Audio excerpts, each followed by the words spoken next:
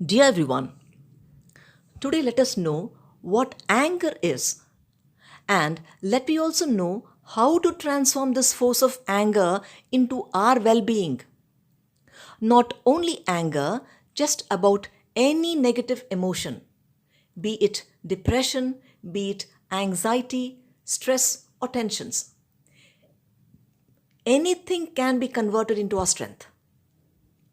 But presently, we are only wasting these amazing energies. Instead, let's know how to transform them into our well being. That is, into our strength and not into our weakness. I've picked up anger here because it's more predominant than other negative emotions. And if you can channelize this one emotion as to anger in a proper direction, then any negative emotion can be easily handled and be converted into our strength. But first, let's understand what is anger and where from anger pops up every now and then. Actually, what is seen outside is only an effect of a deeper cause within. That is, anger is a visible expression of a deeper, suppressed emotion inside.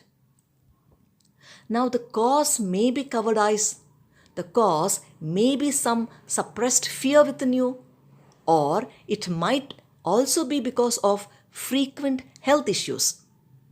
And also, sometimes anger need not necessarily be the effect of a deeper cause. It may also trigger through others' mind. Now, this is something strange than the other causes. Psychoanalysts have researched that anger may also exhibit itself because someone else who is with you is agitated. At times, you may not be flaring up with your basic kind of anger. Rather, it may be a borrowed one. Now, since everyone's thoughts and emotions are lingering in the environmental sphere, and if at all you come in contact with such suspended thoughts, and more so if you are likely in a receiving kind of a mood, then you may also get agitated for no reason at all. Even bodily ailments may cause anger, may cause frustrations, agitations, stress, and tensions in you. And if you do not know to direct the bursting out of anger in a creative direction, then the same energy forms into a wound in your mind, and later it gets transmitted as illness in your body. Wrong channelization of anger can harm your mind and also your body.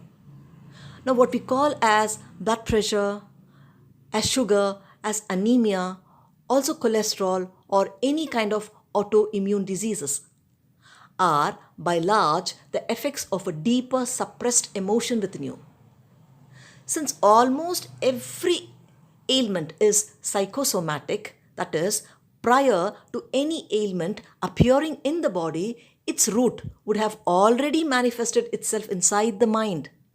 And only later it expresses in the form of disease in the body. Now, don't conclude anger as a psychological disorder. No, it's not a mental kind of an illness, nor is it genetic, nor is it bipolar. It is simply a learned and a spontaneous kind of a behavior. Like, do you need any training to become angry? Doesn't it happen instantaneously? But don't you need years of disciplined and motivated mind to cultivate good habits? That is, to develop positive attitudes. Positive attitudes need years of determined training to the mind. But our minds get easily wired to potential threats or to the negative traits without any training. To destroy anything, it's but easy, but to construct it, it's quite difficult. Anger too can become a destructive force, or with a little discipline, it can be made into a constructive force.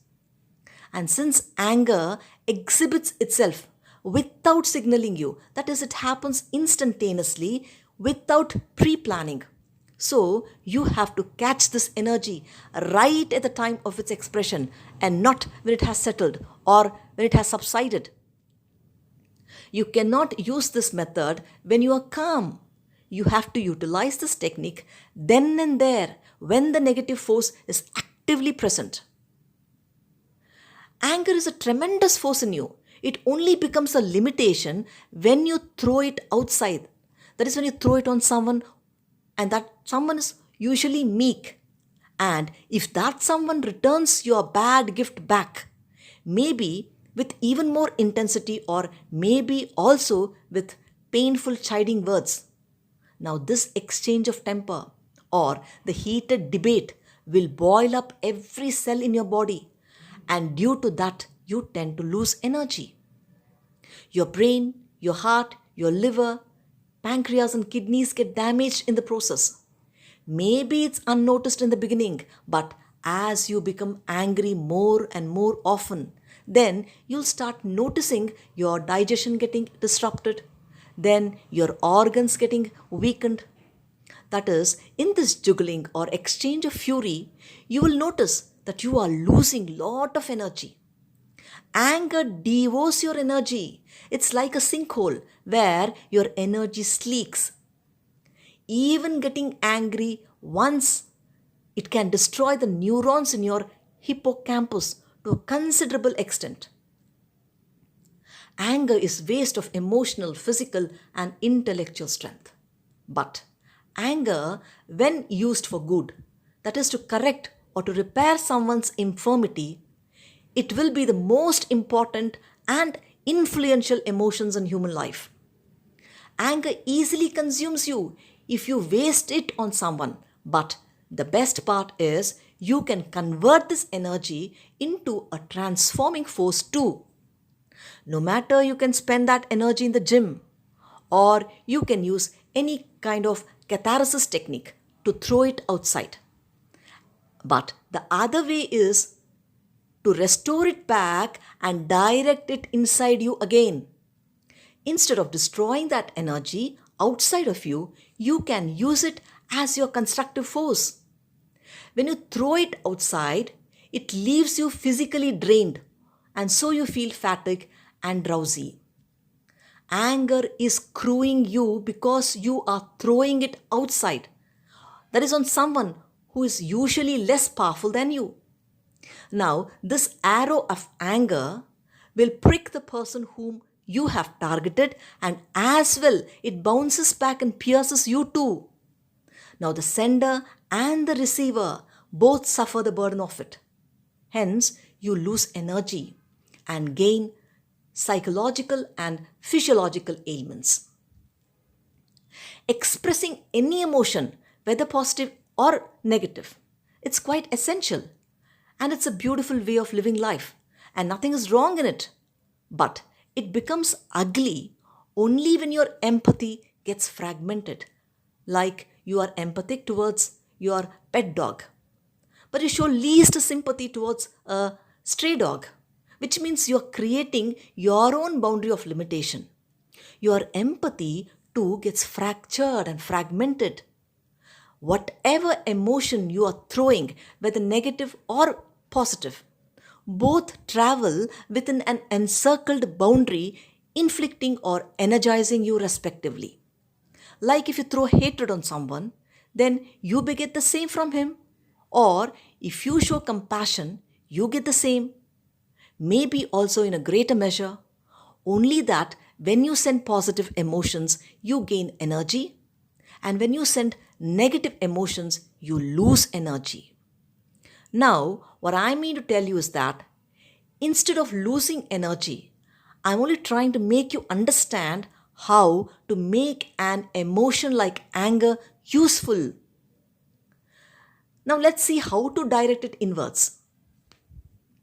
But you have to use this technique in the midst of a fury. That is, in the midst of a heated debate or when you are very tensed. Now, just pause during interim. That is, suddenly stop yourself from that fiery incident. I know it's difficult to do so, but try this, and if you can do this even for once, you will never miss the second chance. It's that energetic. Now, during the peak of your bursting anger, simply retire yourself into an enclosed area as a room or so. Sit there all alone, or you can even lie down, but close your eyes. Now, do not continue or replay the incident in your mind. Just be with anger. Simply focus only on your springing up anger alone. Keep on watching those eruptions of anger alone, and not the circumstances that caused it, nor the person who's responsible for triggering that in you. Do not even verbalize the incident. Don't even think how to repay back the anguish. Just get engrossed only with your erupting anger. You are simply with your own anger and anger alone. It's a bit difficult initially, but if you continue to sit just for 5 to 6 minutes at least, then you'll start to experience the bouncing of the energy of anger splashing on your mind. And within 10 minutes, you'll start enjoying this energy. You'll start feeling so refreshed. Then even if you can continue for just 10 to 15 minutes, and then if you can open your eyes, you will be brimming up with optimal energy. This 20 minutes of energy bouncing back technique is equal to 2 nights of sound sleep. Try this. You'll be very surprised with its results. And if you have any queries, please leave them in the comment box. And now thank you for listening.